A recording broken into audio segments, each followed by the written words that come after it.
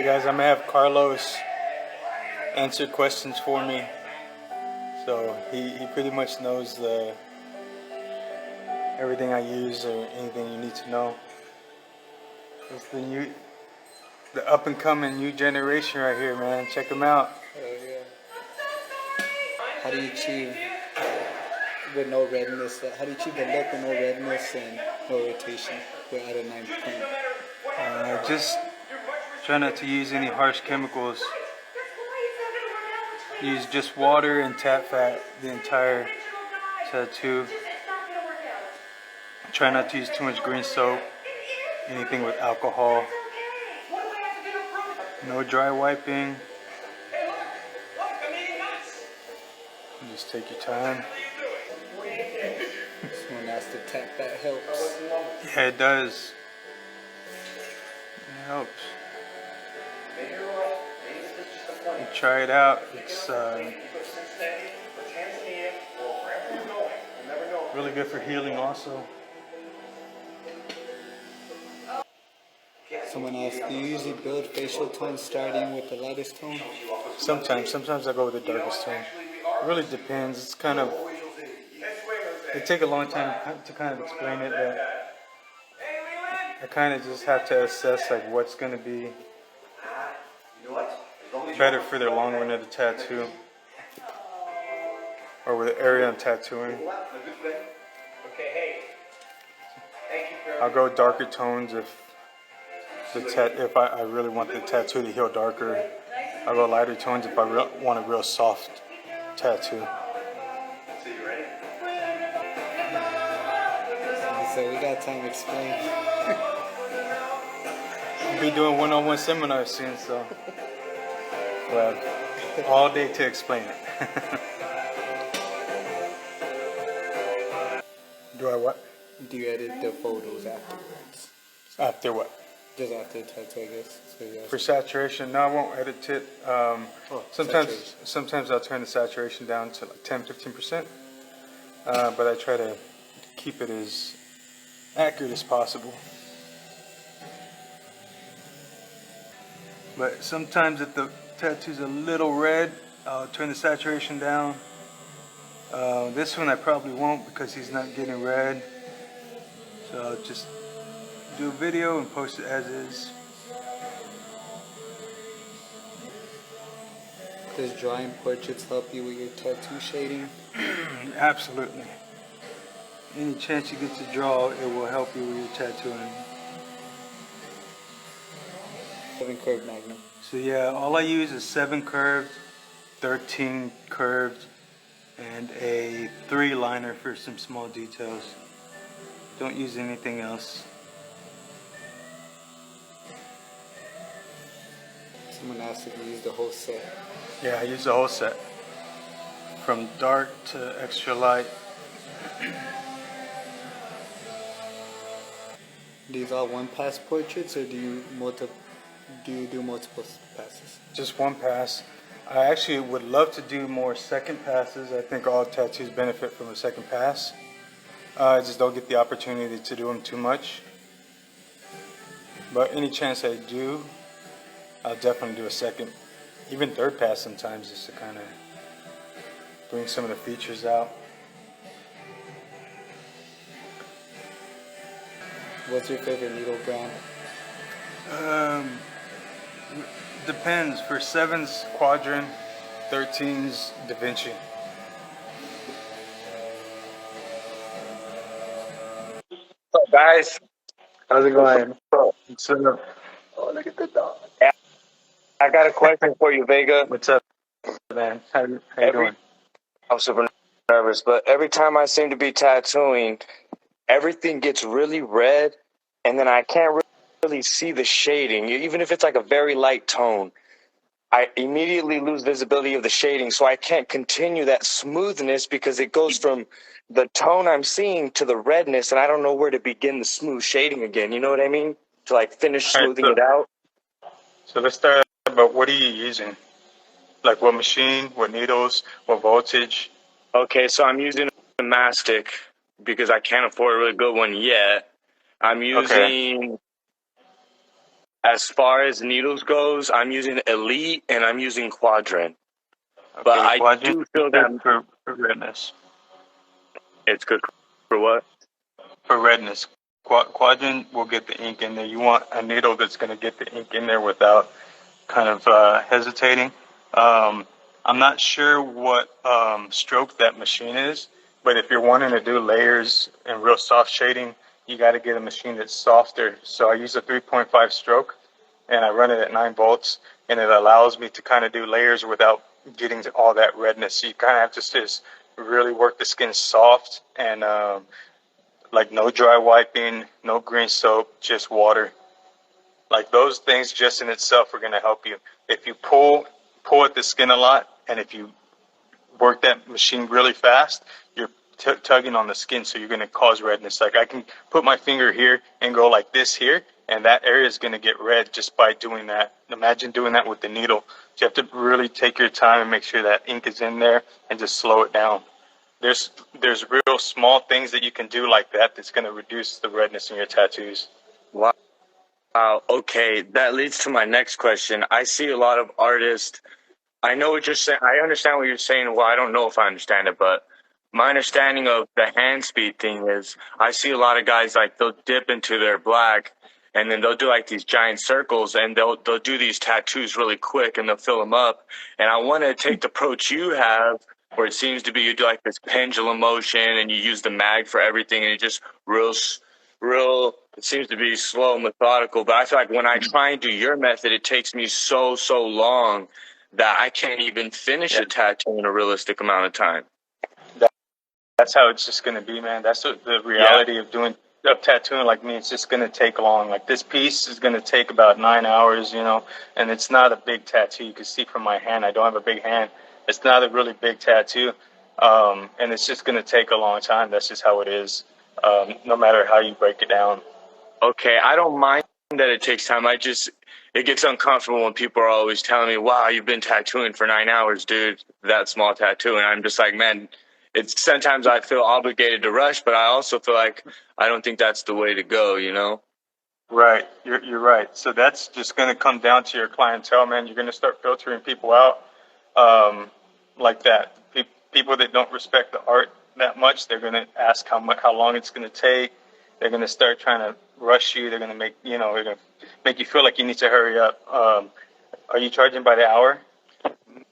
No, I'm still a beginner, brother. I'm not doing really crazy stuff yet. I just charge him by the tattoo. That way, That's I good, could man. take Keep it that way. yeah. That Because way if I you could charge take by my the time. hour, yeah, if you charge by the hour, that's going to make it even worse. They're going to start, wanting you to rush to hurry up because of how long it takes.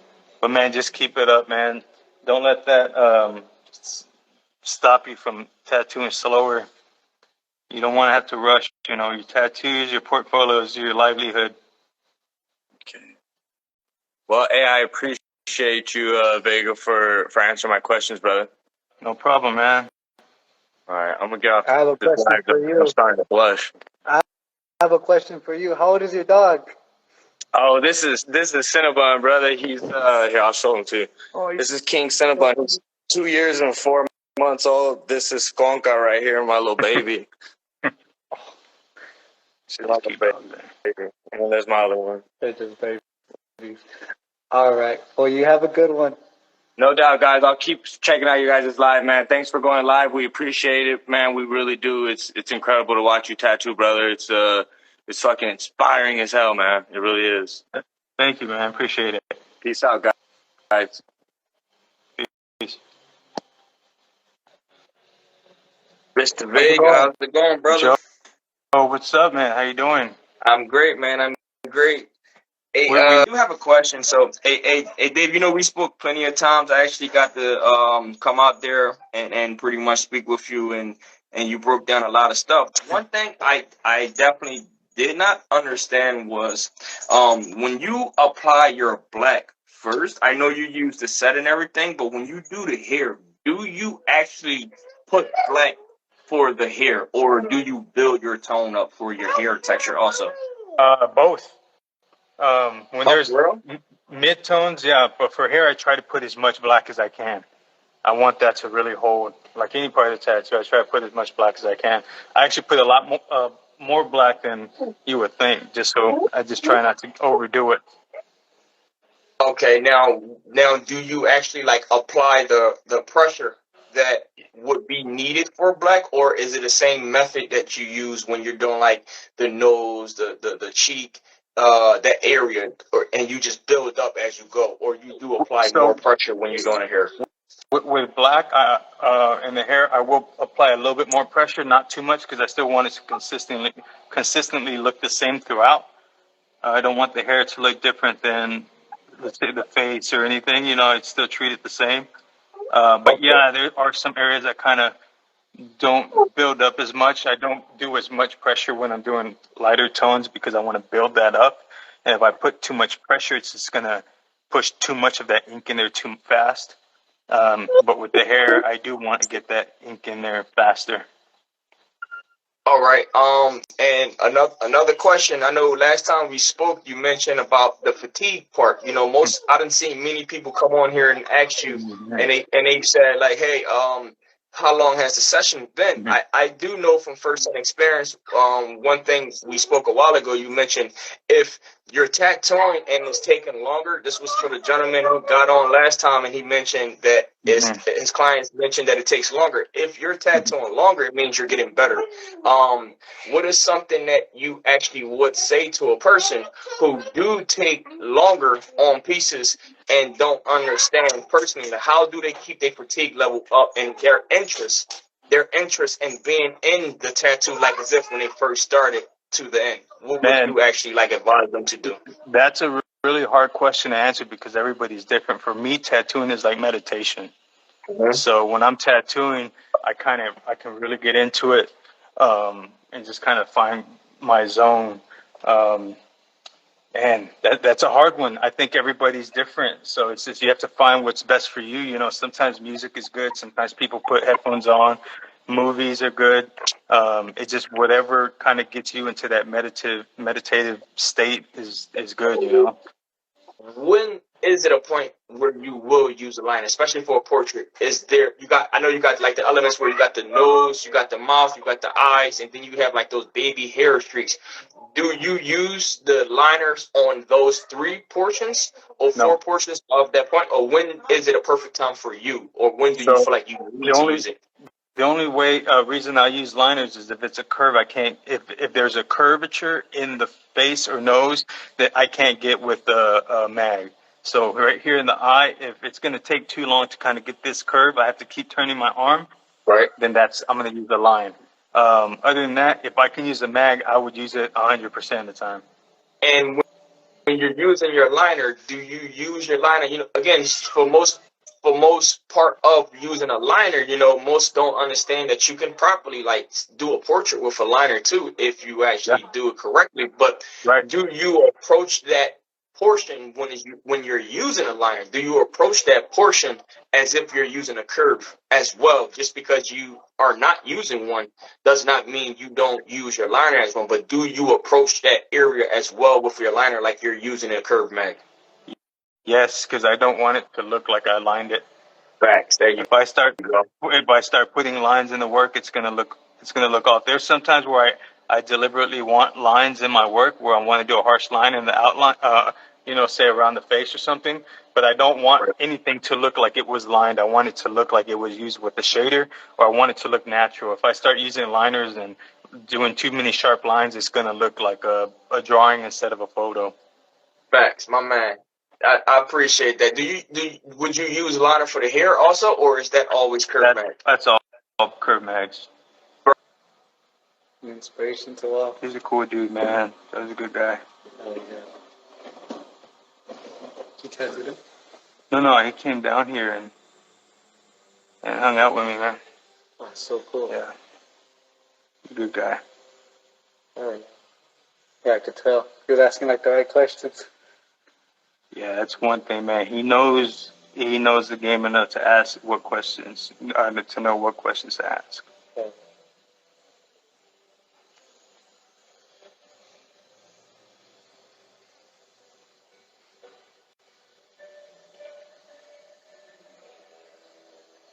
Do you tattoo just what you see, or what you know is supposed to be there as well?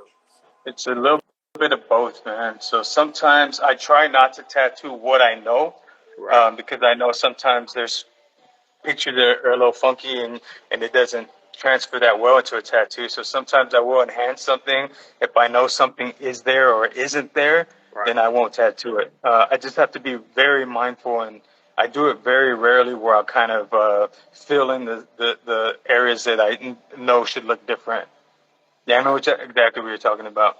Right. Right. That's a big thing. So I went to art school, and that's one thing they always told me is don't draw what you don't see. Just draw what you see. Right. But in tattooing, it's a little different with portraits because sometimes what you see and you transfer it to a tattoo, it's not going to look right. It's going to look a little off. I try to tattoo what I see, but got to just make those decisions. Yeah. Yeah.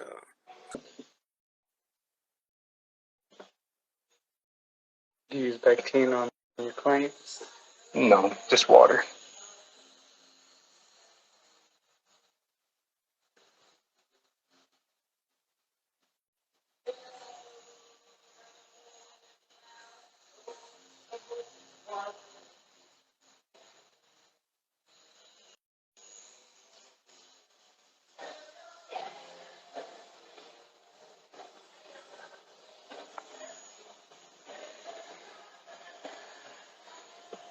I think take a quick break here. I think this. Then we'll cut the live. We'll go back on when we're doing white. We're almost done.